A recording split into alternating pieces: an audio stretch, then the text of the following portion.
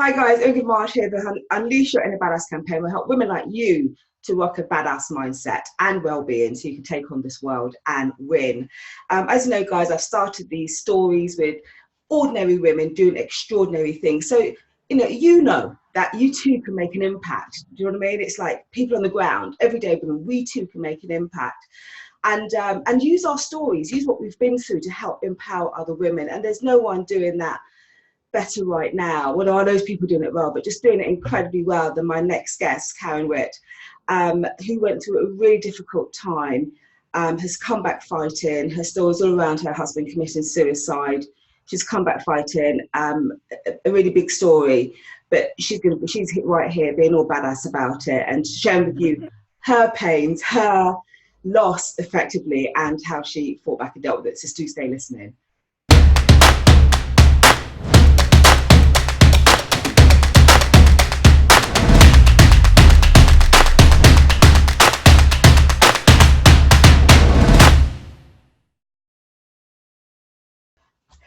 Karen, my lush friend from over in Australia, how are you?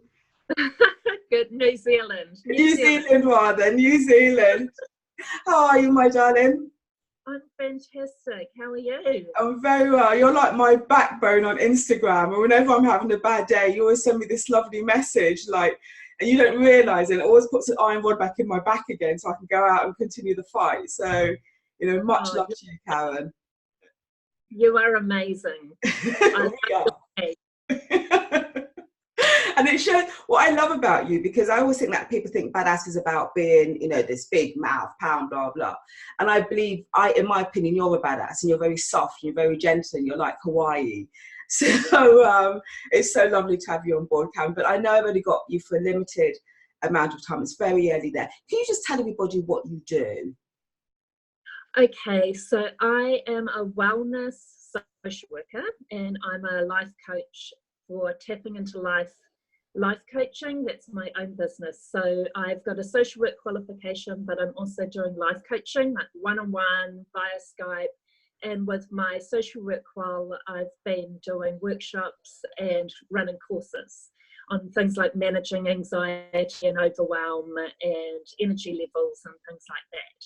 Right. Yeah. So the whole anxiety thing, we're going to have to do another video on that, because I think because we're just overloading ourselves information at the moment, that is a big old thing happening as well. But Cam, if it's okay, I wanted to touch on something that happened to you 6 years ago, which must have been, even just thinking about it now, I just feel so choked by it. But you went through something quite difficult 6 years ago, didn't you? Can you tell us about that? Yeah, so 6 years ago, I lost my first husband. I've remarried now, but I lost my first husband to suicide. And I was a social worker, he was a teacher, and he became unwell. And even though he'd become unwell, it was still obviously such a huge shock. And so I'm quite big into raising awareness around suicide prevention and mental health. So we had 2 children together, and they were 4 and 6 at the time. So basically it was a hideous time at that time. Yeah, just really, really tough, as you could imagine. Quite. And Karen, you mentioned something intriguing then, that you had 2 children at the time. And I know, so by the way, this topic is a big topic for me, because we had a member of our community commit suicide, and I was just floored by the responses. And I usually keep an open mind in most things. And I did realise that my mind was really shutting down around this by some of the responses that I was hearing. I realised that people just don't understand the pain that someone's in when they do this. But that kept coming up time and time again with the member family. We call her family, not blood family, but within the community that we lost, was that she had children. And people really struggle to understand, how can someone commit suicide when they have children? Is this what you found? Or should I say, is this how you felt? Yeah, no one said things directly to me, but I think it must have run through people's minds. And yeah, I can totally understand why people are so perplexed, and people think, you know, that person's got so much to live for. And so I come back with that you just don't know what anyone is going through at any point in time, mentally, physically, and it can happen to any of us. That our thoughts can become distorted. I'm not saying that's what happened to him, but we just can't judge. And it's not that they're leaving us, it's not that they're leaving the children, they're leaving their pain. They're actually leaving, trying to get rid of the pain that they're going through. So yeah, you just can't judge what anyone else is thinking at that time. And sometimes it can be maybe a split second decision, or maybe not. But I'm always about, you cannot judge, and it doesn't mean that that person didn't care so deeply about their life, the people around them. And I know that for a fact that from my personal experience, that, you know, he loved us and the children, loved me, the family, all his people in his life, and certainly the children. So yeah. You know, of all the explanations I've had, because I've said to people, look, it's a bleed, you know, and you can't put children on a bleed and the bleed is going to stop. But every explanation that I've had, I think that has been the one for me, where you said that they're not leaving the family, they're not leaving the children, they're leaving pain. And that has been the best explanation I've ever heard all the years I've been hearing about suicide. So thank you so very much for that. I know that's going to bring a lot of comfort to people. So thank you for that. So for you, what was the most challenging aspect to have? Yeah, of course, as you can imagine, it's just being thrust into a whole new life as I knew it, that it's like the rug being swept completely from under your feet, that you're now thrust into being a single mum, with dealing with your own grief, trying to be strong for your children, but also trying to one, get by, and another, try to move through the grief. You don't get over grief, but just trying to reinvent. I just, something clicked in me. I just knew I had to reinvent myself somehow, and just to survive. So yeah. And it was just such life circumstances, as well as dealing with the grief, and trying to support the children as much as possible. And also another thing, what I love about your page and what resonated with me is because I just refused to go down that rabbit hole of becoming like a victim. That of course people are going to feel sorry for me, and people don't know what to say, and I used to joke, I don't know what to say either.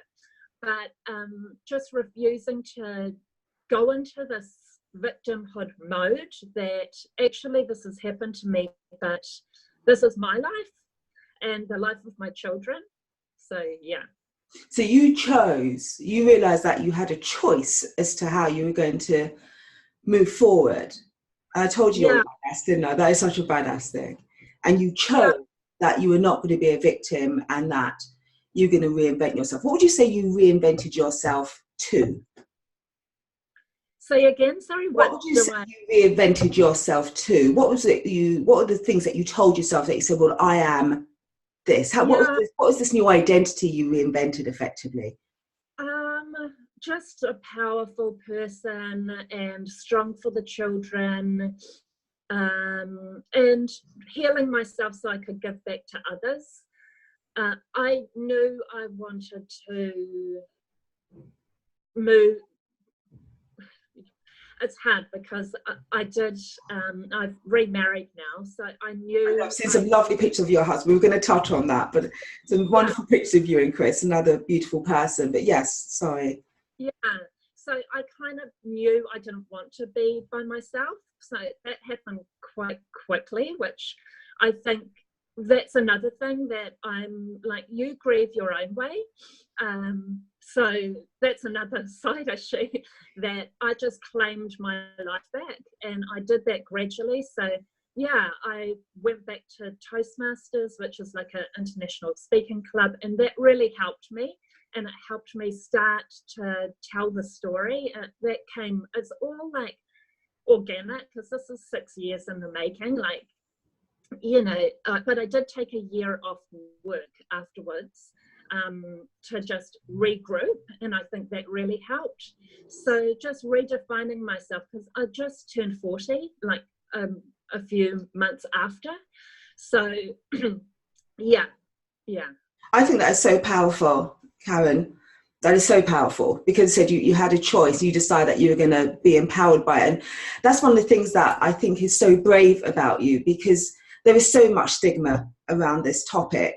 And stigma has so much over the years in different areas. And I mean, women are just, engulfed in stigmas. And it's this thing that silences us. It's this thing that keeps us feeling bad and that suppresses us. And it's all over the place, Yeah. But you didn't do that. In fact, you decided to take it, go out there, talk about it, and empower other women. And you decided not actually to be crushed by that, not to take that on board. And I find that just truly awesome. But where does that come from in you? Where does that come from? I think maybe being a social worker does help. But I always feel that you build up your inner resources and your resilience before anything goes awry, because things in our lives, none of us are immune to different tragedies in our lives. So I just also tapped in, like, that's why my business is called Tapping Into Life. So went back to Toastmasters, connected with friends. I've got wonderful, wonderful friends and family, really supportive, exercise, health, well, and like I already knew about things that could help me, like my health. Say that again. You knew what could help you? Like things like exercise, and I started running with some friends, and that was really amazing. And so the health and well-being side of things really kicked in. I kicked in, and I was like, okay, I'm taking the year off work. I'm not going to go out and have coffees with people and talk about the same thing all the time, like, how are the kids, how are you? I just decided to start running with my girlfriends and keep a health. I did go to a course, which really, really helped, for people bereaved from suicide. So I did get that professional help. Yeah. And it's interesting what you say about the running, because I think you know about that. I started running about a year and a half, 2 years ago now, because that's when my own well-being went to pan. And I cannot tell you, like, people just see it as like, oh, it's to get slim. They say the things like that. I'm like, no, love, it's for my life. I think people really underestimate the power of this stuff when you're out there exercising, how it just really builds resilience. You touched on that. From the inside out, it's super powerful, isn't it? Yeah, because I'm thin as a rake. I am really thin. So people are like, why do you even bother exercising? If I was that thin, I wouldn't exercise. But that running, one, it was a connection with new friends. And that was huge. And their husbands would look after the kids as we went running. So it was a community support. But also then when I'd go out running by myself, I'd put my music on, and sometimes I'd just run and cry. So I was like, release. Cry your own way. I would say, okay, don't always want to cry around the children, in the car, like even on the way to work or, somewhere. Just take your, or you get your triggers through different music. So just, crying's fine. But I felt, and I learned this from a course, you can actually take your moments to just have a bit of a release. Yeah, so I sometimes do that when I was running. Great stuff. And what do you, if someone else is in this position, Karen, what would you tell what should they, not what they should, what are some of the things that they could perhaps tell the children What do the children ask you anything, and how do you deal with that? I got professional advice on that because it wasn't my area of expertise. So they do say that you shouldn't lie, obviously, but if they ask in terms of the method, if they're ready to ask that question, they're ready to know the answer. But you can say, that's really tough question because I don't want to get it wrong. Like Daddy's body stopped working. He made his body stop working. Yeah, but I would say, you know, if you're going through that position, get the professional advice as to what to say to your children, but in a child-centered way. So I didn't go straight out and use the word suicide. It was more around, Daddy, and it's age appropriate, of course, because you might say to a, you know, older child, but Daddy's made his body stop working. I love that. I love that. Yeah. I really like that. Yeah, and so then when my daughter was ready to ask, then I told them, and now they know, and they know my, yeah. Okay, and just before we move on to where you're at now, there was something I picked up on your Instagram posts, and I'm going to put Karen's Instagram link in the page and everything that your listeners to. She's really so wonderful to follow. But Karen, you mentioned that there was points where you did say, you know, if only I had. Oh, yeah. Yeah, could you just tell me a little bit about that? Yeah, but I think that's a natural thought. Like, even if you've come to some kind of acceptance, as you go through life, you can think, oh, if only I'd said that, if only they had read this information that I know now, if only they just held on for one more day, if only they'd talk to this person or that person. It's all the if onlys. It's just so rough because there's no coming back from suicide. There's no, you know, opportunity to talk things through for anything. So it's like you can internalize things and think, if only I had personally done that, but you've kind of got to let it go, let it all go, and but also recognize that's a really, really natural thing to feel. Yeah. And that person made that, if you call it a decision, and I know one of my friends who had her brother had suicided. She said, I respect that decision. I was like, wow, that's progressive thinking. But it's like you can't do anything about it. So there's nothing doing the if onlys, but they're natural. Yeah, and forgive me, but I hear that. I respect that person's decision. And like for me, it's just like, I'm not here to judge a person. I'm not in that person's shoes or their pain. It's their life and they're living it. So I kind of hear that. Isn't that weird? Is that I hear that. I respect the decision. That's really strong. So I know things have moved on. I know you've remarried to wonderful Chris. I've seen your wonderful wedding pictures. So anytime it makes me think, oh, should I get married? I'm like, you're all right. And when I see yours, it's so beautiful. And how was it starting again? And how was Chris adopted to? Petrifying. It was petrifying. You know, when we first got together, I was like, oh my gosh, last time I was dating, there's no cell phones hardly. They moved on, you know. But I always say, you know, I was the one who decided, we met online, to do that. I was the one who took the leap of faith and worked through anything internal going on for me, and to just trust my intuition. And it's just been amazing, absolutely amazing. Yeah, and he's just such an amazing person to, I guess, allow me do what I do, talk about So things. just wanted to So highlight openly, you for that.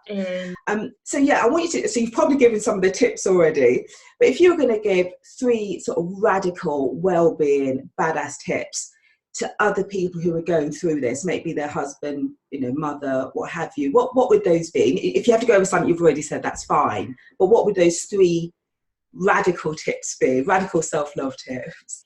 okay, so walk towards your fear. So just take one step. Just, don't, no don'ts. There's no don'ts. There's no... Just do what you can do. Trust your intuition, and also maybe in terms of emotionally, just reach for the next best highest thought. So it's not like you're going to jump from grief up to feeling happy. And if you do, that's a huge tip. If you get glimpses of, if you find yourself laughing with friends, if you find yourself smiling, don't feel guilty. Don't feel like, oh my gosh, I feel that this person isn't here anymore, and here I am having a glimpse of happiness. Well, that is your healing grace. That is actually how you will tap back into your own life and your own sense of well-being and your own passion. So tap into your passions and just maybe find yourself again through maybe things that you've done in the past that made you happy, or something completely different. I love all that. I love all that. You're allowed to laugh, you know, you're allowed to laugh. It's okay. So, okay, oh my darling. So if people want to get hold of you for your, what I've always said, if I needed coaching, I want to get my own coach, I go to Karen. It's just how I feel. I go to you. I know we're 0 coaches, but I don't know why, but it's just how I feel. That's how I feel about you. So what would be, how do I get in touch with you, Karen, and to get some of your wonderful coaching? Okay, so I'm on Facebook and Instagram, Tapping Into Life Coaching, and I've got my website, www.tappingintolife.guru, GURU. So I've got a blog, and you can contact me through that or DM me. So, and I always give you my email address as well, so people are more than welcome to give me an email. Fab. I'll put that in the link below as well. Karen, I know it's very early over in New Zealand. You're going to go do the children. I'm grateful for this time you spent with me. You are truly, truly a badass, and I thank you for everything. Thank you. I love you, Ingrid. You're not as much as I love you. We're like spiritual sisters, aren't we? Amazing. Thank you. You're a lush. Thank you so much, Karen. Thank you so much.